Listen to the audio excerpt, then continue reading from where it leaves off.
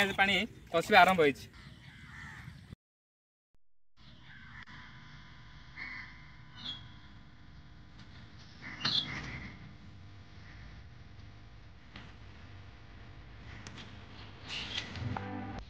ସାଙ୍ଗମାନେ ଆଜି ଗୋଟେ ଦୁଃଖଦ ବିଷୟ ଦେଖନ୍ତୁ, ବନ୍ୟା ଜଳ ସବୁ ବିଲ ଭିତରେ ଜମି ଭିତରେ ପଶିଲାଣି। ବନ୍ୟା ଜଳ ପଶିବା ଦ୍ୱାରା ଆମର ଯଦି ଜଲ୍ଦି ପାଣି ନ ଛାଡ଼ିବ ତାହେଲେ ଗଛର ମୂଳ ସଢ଼ିଯିବ, ଗଛ ନଷ୍ଟ ହୋଇଯିବ।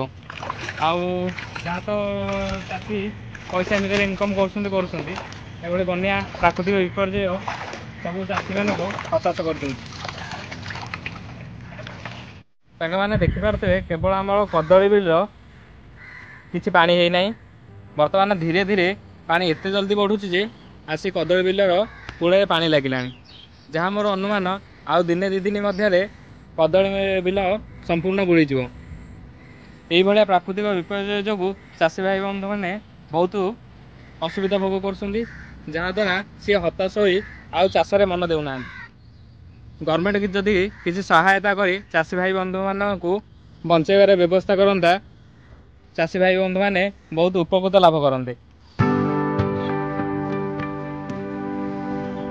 ଏ ସବୁ ଧନିଚା ଲାଗିଥିଲା, ଦେଖିପାରୁଥିବେ ସବୁ ପ୍ରାୟ ବୁଡ଼ିଗଲାଣି। ଧନିଚାର ଅବସ୍ଥା କିଛି ନାହିଁ, ସବୁ ପାଣିରେ ବୁଡ଼ିଗଲାଣି।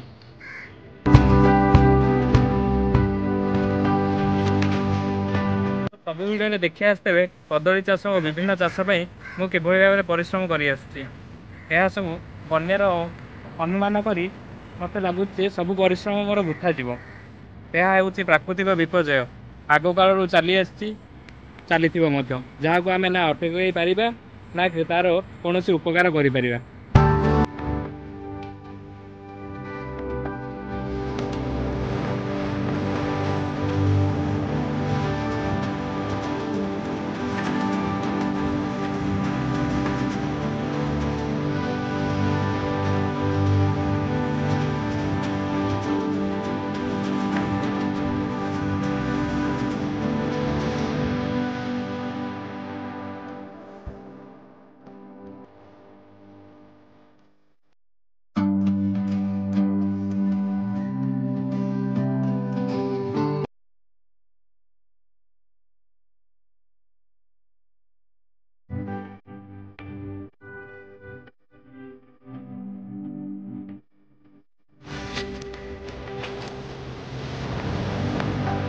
ପୂର୍ବ ଭିଡ଼ିଓ ତ ସବୁ ଦେଖିଦେବେ କେମିତି ଚାଷୀ ଭାଇ ପରିଶ୍ରମ କରିକି ଚାଷ କରୁଛନ୍ତି।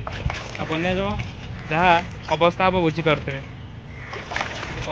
ଜଷ୍ଟ ବନ୍ୟା ପାଣି ପଶିବା ଆରମ୍ଭ ହୋଇଛି। ଆଉ ଦିନେ ଦୁଇ ଦିନ ପରେ ଏଠି ପାଖାପାଖି ମୁଣ୍ଡେ ପାଣି ଥିବ। ଯଦି ନଦୀ ପାଣି ନ ବଢ଼େ ତାହେଲେ ଯାହା କିଛି କରିହେବ, ଆଉ ଯଦି ନଦୀ ପାଣି ବଢ଼ିଲା ଏଠି ତାହେଲେ କିଛି ସବୁତିକ ବୁଡ଼ିଯିବ।